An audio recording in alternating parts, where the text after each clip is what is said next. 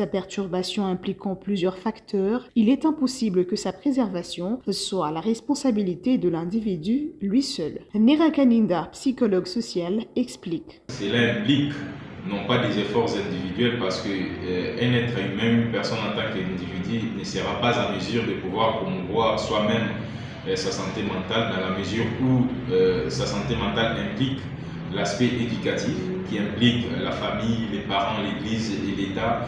Il y a l'aspect environnemental, il y a l'aspect socio-économique et ce qui implique à ce que l'État puisse assurer les droits économiques, socio-culturels qui favoriseraient à ce qu'une personne se retrouve dans une situation qui favorise sa bonne santé mentale. En ce qui concerne les Congolais, plusieurs vivent dans des problèmes qui nuisent à la santé mentale. La population congolaise a des difficultés d'avoir une bonne santé mentale dans la mesure où la situation socio-économique est tellement précaire.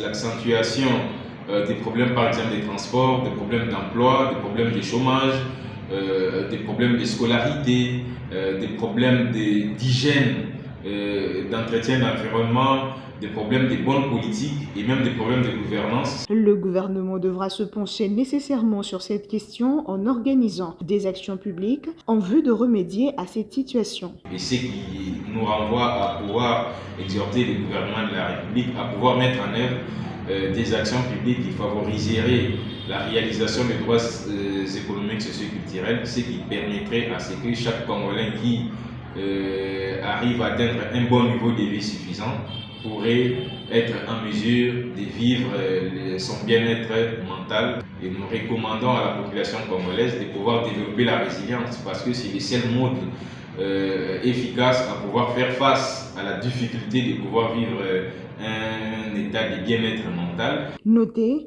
à en croire les chiffres de l'OMS, les personnes âgées dépressives seraient exposées à un risque excédentaire de cancer de 88% et les hommes dépressifs à un risque de cardiopathie accrue de 70%.